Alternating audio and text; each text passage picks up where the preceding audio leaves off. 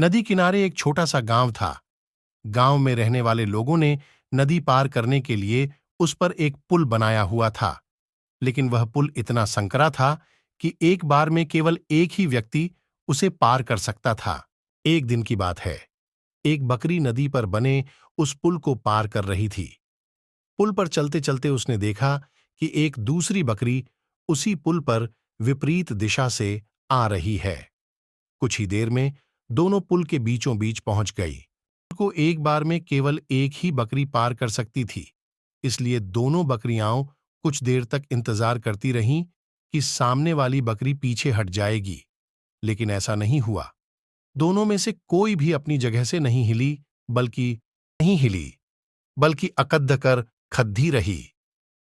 तब एक बकरी दूसरी बकरी से बोली, तुम मुझे जाने का रास्ता दो, क्योंकि मैं तुमसे बद्धी हूं। आई इस बात पर दूसरी बकरी हंस पद्धी और बोली, होगी तुम मुझसे बद्धी, लेकिन मैं तुमसे कहीं ज्यादा ताकतवर हूं। मैं तुमसे जल्दी ये पुल पार कर लूंगी, इसलिए तुम मुझे रास्ता दो।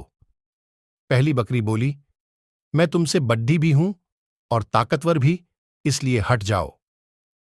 कुछ देर तक दोनों में बात पर बहस होती रही कि दोनों में कौन ज्यादा ताकतवर है। फिर बहस लड्ढाई में बदल गई।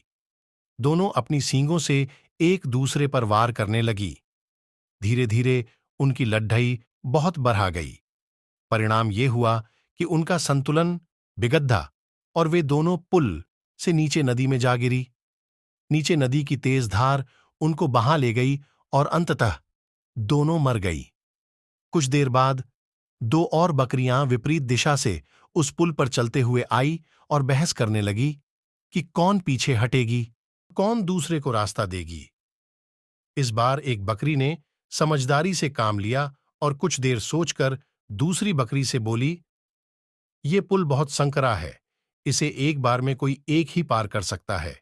यदि हमने लडीडीडीएचने की मूर्खता की तो नदी में गिरकर अपनी जान गंवा देंगी।